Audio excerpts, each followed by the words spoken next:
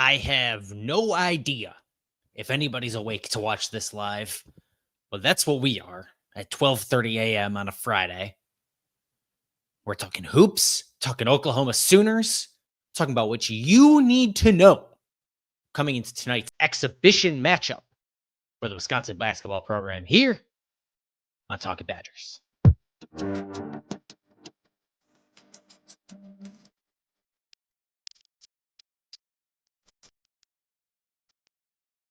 It is indeed Talking Badgers, powered by BadgerNotes.com. I'm your host, Kendrick Simbris. You can find the show on the website formerly known as Twitter at Talking Badgers. You can find me also there, Blue Sky, wherever you might find your social medias at Kendrick Stumbris. And look, this is a Wisconsin basketball program that is all of a sudden in the preseason. It's a preseason now that we do truly get in a certain sense in NCAA college basketball.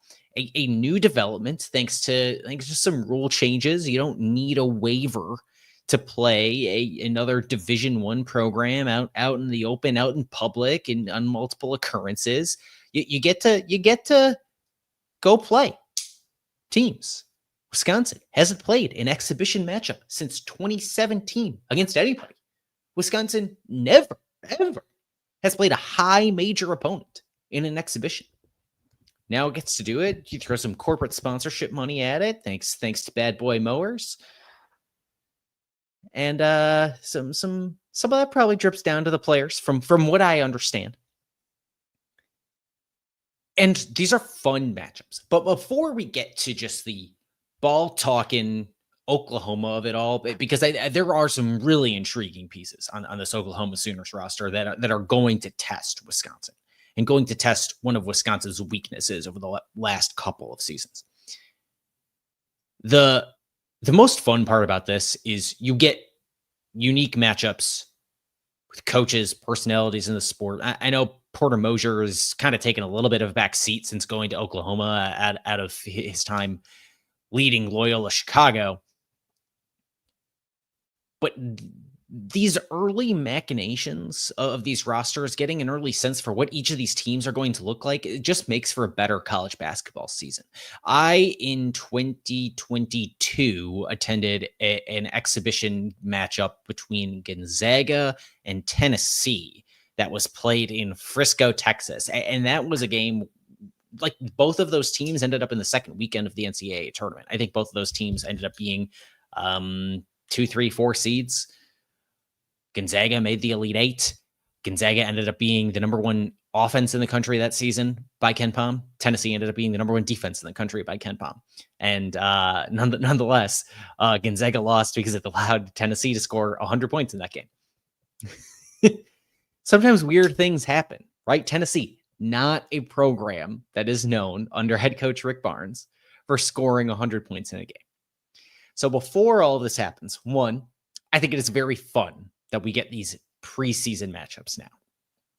But two, remember, if Wisconsin is not necessarily the victor in the final score on Friday evening inside Fiserv Forum, you can watch on Big Ten Plus, bigtenplus.com/social for $30 off an annual pass, which is also going to get you some access to watch the top-ranked Wisconsin Badgers hockey team, the 17th/16th ranked Wisconsin Badgers men's hockey team. Just remember, there's going to be some wackiness. There's going to be some wackiness, and Greg Gard has admitted as much. Greg Gard has admitted as much to us in the preseason process that he's using some of these exhibitions to fine-tune his rotation, to find answers to who all fits. He knows there's going to be some people on the outside looking at. Appreciate those of you who are concurrently watching right now as we approach 12:35 a.m. If you haven't already, hit the like button. Would really appreciate it. But to get to what I think is most interesting coming into this game, and especially coming off of the intra-squad scrimmage that we saw on Sunday inside the Kohl Center, I want to find out if Sunday's shooting blip was in fact just a blip, as Wisconsin shot a combined 10 for 44 from beyond the arc between both Team Red and Team White. I think it's probably not anything. I think it's probably not really a sign of Wisconsin having a tremendous perimeter defense. I don't think it's really a sign of Wisconsin being unable to shoot the ball. But let's keep in mind that, 2 seasons ago, Wisconsin allowed an incredibly high clip from opponents shooting beyond the arc. And last season, Wisconsin allowed a disproportionate number of its shots from 3. In the Gard Ryan era, before last season, there was only one other time in which Wisconsin allowed opponents to shoot within like the top 100 ranked of its shots from the field from beyond the arc, right? In terms of the total number of shots Wisconsin allowed, Wisconsin more often than not allowed very few of them to come from 3. Well, Wisconsin allowed a higher proportion of allowed opponents to shoot a higher proportion of its shots from beyond the arc last season than it ever has done before in the KenPom era, in the Gard Ryan era. I'm very interested to see how that translates defensively against Oklahoma, because Oklahoma's not necessarily a team under Porter Moser. None of these Porter Moser teams are really teams that shoot the ball from 3 at a tremendously high clip, whether at Oklahoma, Loyola, Chicago, or otherwise. But Oklahoma does have some folks who can shoot the ball, from deep really effectively. And it all starts with Nigel Pack. Nigel Pack, the original poster child for NIL, right? This is the guy who, with what was it, Life Wallet, and the booster down there at the University of Miami. You woo Nigel Pack, guard, out of the portal from Kansas State, and all of a sudden he's headed to the University of Miami to make a bag, like the first well-known bag, well-reported number on that bag. Nigel Pack, after 2 seasons at Miami, the last 2 seasons that were kind of hampered by injury, he shot a little bit below 40% from beyond the arc. But those are the only 2 seasons in which he did shoot from 40% beyond the arc. And I think there's a little bit in the greater college basketball landscape, I think there's a little bit of forgetting about how dynamic a threat Nigel Pack actually is and can be for this Oklahoma team, because he only played 9 games last year before ultimately going down with a season-ending injury. Nigel Pack, for his career, shooting above 40% from 3. A just tremendous shooter, a tremendous threat from beyond the arc. And so for a Wisconsin team that has been inconsistent, let's call it, at its perimeter defense the last 2 seasons, very strange for a Wisconsin defense that has historically, under Gard, chased folks off the perimeter. This is going to be a fascinating early test. It's going to be a tremendous test of seeing whether Wisconsin's, length, particularly on the wing, guys like Andrew Rohde, tremendously long. Guys like Hayden Jones, really long at that small forward-esque position. Can they use that length? Can guys in their front court be laterally quick enough to chase guys off and get back on defense? Whether that's a Nolan Winter, does he get forced out to the perimeter? In Austin Rapp, what does that all look like? Because I think we should know John Blackwell, Nick Boyd are going to be defensively pesky enough to force folks into bad shots, but can they do it consistently enough? And can it all happen in system enough? And this Oklahoma team should be a lot of fun to watch Wisconsin defend. Frankly, I am excited to watch Wisconsin's defense in this game. I'm excited to learn something about Wisconsin's defense in this game, whether it's from what Nigel Pack can do, whether it's from what Xavier Brown can do, a bona fide transfer portal star this offseason, who's now at Oklahoma. He shot 37.6% from 3 in his 2 years at St. Joe's, and now heads to Oklahoma as a junior. He attempted 5.2 threes per game. Like I mentioned, Nigel Pack, who's shooting over 40% from 3 in his career, he attempts 6.5 threes per game. They're doing it at volume. They also have another 3-point shooter who, as a freshman last year, Oklahoma, Dayton Forsyth, shot over 40% from three. So Wisconsin, shot 10 to 44 from three on offense in the scrimmage. But like the career numbers for a guy like Austin Rapp, who only made one of his six, and that one came really late. For the career numbers for Nick Boyd, who only made one of his, I think it was 5. His career numbers are too good for that to keep happening. Braden Carrington, I think, was one of 7. That's not going to happen again. I'm much more interested in seeing what happens defensively. Offensively, or not offensively, but if you're moving from the perimeter more so to the front court, I got a lot of questions about this Wisconsin basketball front court. I got a lot of questions. And most of them is, along the lines of just like, what are you doing here, Greg Gard? What's the plan? You got nobody who plays a traditional center role on this roster. Nobody. Nolan Winter is the closest on this roster to that traditional center role, at least in terms of guys who are going to be in the rotation. Ricardo Greppi's a big body. He can give you 5 fouls when you need him, but he's not coming in to play big minutes for this team. I don't think I am less and less convinced by the day that Elijah Gray is going to be anything more than a 5 minutes per game piece at best, which leaves Nolan Winter, leaves Alexis Bielawskis, leaves Austin Rapp, leaves maybe a Will Garlock to soak up some first half minutes, perhaps. But apart from Garlock, there's nobody else there who looks anything like a traditional center. Nolan Winter, I know they've tried it kind of over and over again, and he's going to be forced into that kind of role this year for Wisconsin, but it's just not quite his game.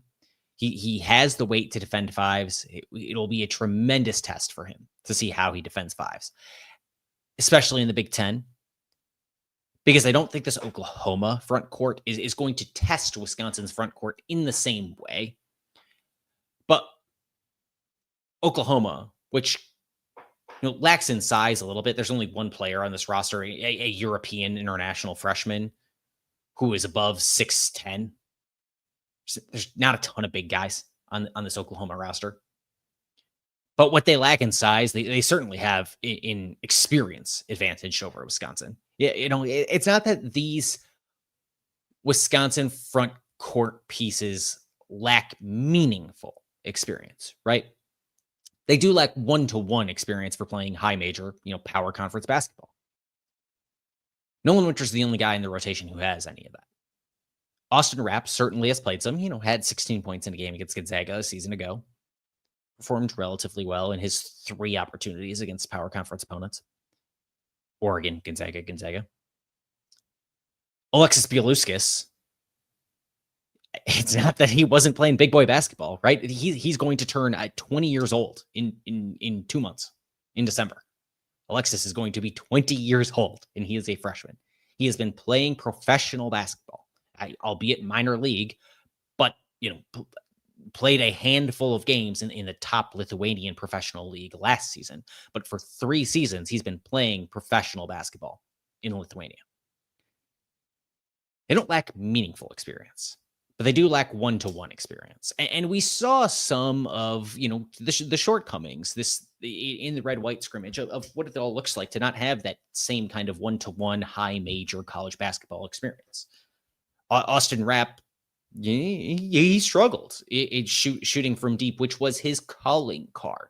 He struggled shooting from deep in the red-white scrimmage. He was tremendous inside, and that's what this program is going to need him to do, is be an inside-out scoring threat. He was tremendous inside, and I thought was, you could debate whether he or Nick Boyd obviously on the team that won that game, and he led all scorers, but Austin Rapp was leading the scoring nearly that entire game. And if Team White hangs on to win that one, I know John Blackwell was getting the last shot, but going to be hard pressed to not name Austin Rapp the MVP in that one.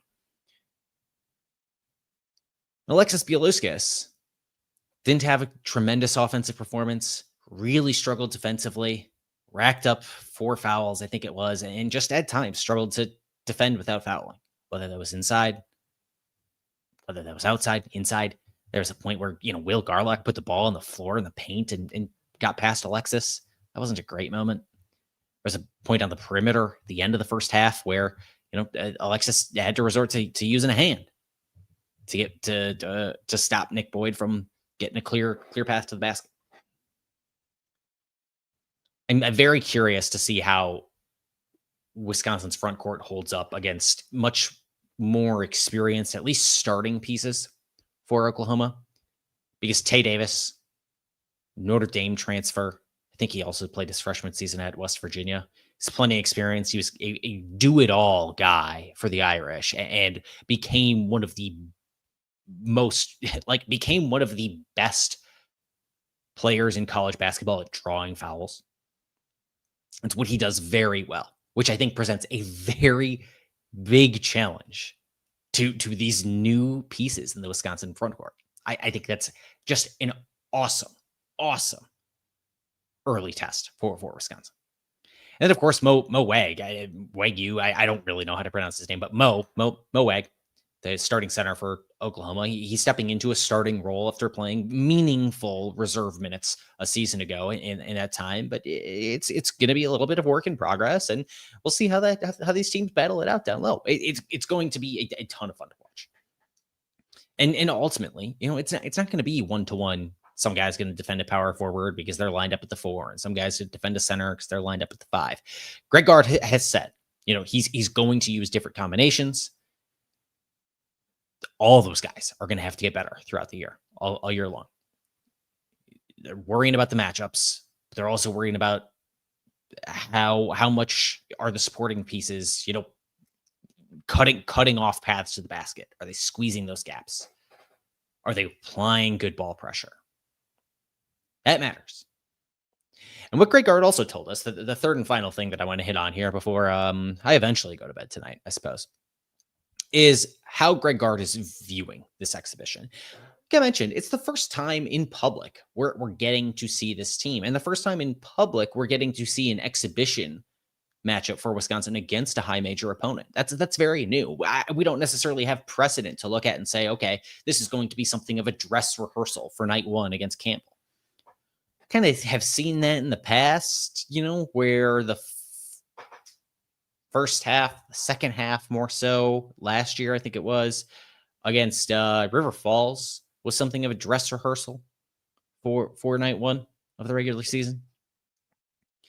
I don't know what this is going to be. I think I'm going to encourage a little bit of caution, like I did at the top about the result, but also in the nitty gritty, encourage a little bit of caution that the rotation you see is not going to be the rotation Gard uses in the first week even of the season. Things could change very quickly. Gard said in his local media day presser that they're evaluating 10 to 12 guys to potentially play roles in the rotation. It's a lot. And I understand why he says that, and that's on certainly the high end of how many they could use, and it's not going to be 12. Toward the tail end of last season, it was 9, right? You had your starting 5. You brought Kamari and Carter off the bench as your 6th men jointly. You brought Janicki off the bench, and you brought Xavier Amos off the bench. And then in a spot here and there, you got a 10th with Marcus Silver, particularly in the first half. Okay, let's see what that looks like, because now you have a starting 5 on this team that feels pretty solid with your 2 returning pieces in Winter and Blackwell. You get Boyd, Rhodey, and then you get Rapp. There's 5. There's 5 that feel locked in. Beyond that, Janicki's locked into something of a 6th man role. I think Bialuskas gets you to 6 or gets you to 7. I can't count to 7 apparently. And then after that, it feels pretty wide open. It's guys like Garlock, Jones, Kinziger. I could say the 10 already. And those are 3 freshmen. It's not, other trades first. Well, I should have mentioned, I think Braden Carrington's going to play a big role in this team. And like, he's going to play a big role in this team. And then I think there's Elijah Gray, and that gets you to 12. And I am probably forgetting somebody to list off the dome right now. And there's somebody you are all screaming, yelling while you are listening to me. I'll vamp for a small moment to see if I can remember exactly who it is I'm forgetting, or at least double check that. But no, I think I'm pretty good there. No, all good. Jack Robison, I don't think so. Greppy, no. Okay. Ultimately, Gard said, idealistically, he wants to play 10. And so I think that looks a lot like what I described a moment ago with the 10 rotation from beforehand. You're playing something like 9. Somebody gets a few first half minutes. Makes some sense. But Gard said, something he's working on still, and something that he'll be working through not only the exhibition games, meaning he's probably still working on it in the first few non-conference games, which of course that should be what happens. If you are a power conference, a high major basketball team, you should be able to tinker with your rotation when you're playing the Campbell Fighting Camels. Those players are going to have a chance to learn. It's a lot of young guys. Or guys who have not played high major college basketball before. And Wisconsin experienced some of the ups and downs with taking on some of those transfers a season ago. In Xavier Amos, who came over from Northern Illinois, who I think really grew into his role as the season went along, particularly, the last couple of weeks, but took his lumps along the way. And Cam Hunter never caught on. Some of that was injury and illness related, but so be it. It's and John Tonjai, never got to see him play high major college basketball, but he blossomed into something quite incredible, of course. And that's what Nick Boyd is going to be. And there are bigger questions beyond that for Austin Rapp. Is probably that. I think that's without a doubt. I think this portal class is better than the one they brought in a season ago. And I think this freshman class is better than the one they brought in a season ago. But tonight, because it's 12:53 a.m.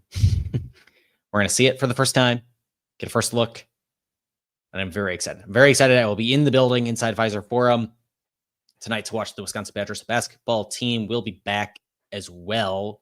Join us. Stay tuned to the feed, Talking Badgers, youtube.com/@TalkingBadgers. Hit the subscribe, hit the bell, so when we come back in your feed, we'll see if we get like a reaction kind of show to the scrimmage. I'm not exactly sure if it fits well into the calendar or if we'll do a little joint reaction to that and the Oregon game on Saturday. I got some hockey duty. I gotta attend to some hockey writing, some good stuff that'll be doing on Saturday. So let you know about all of that. But until we talk to you all again very soon, this has been Talking Badgers, powered by BadgerNotes.com. Head there, get the latest. Seamus, Dylan, writing up some awesome columns for the site this week, by the way, that if you are frustrated with the state of the program, I think you're going to want to read.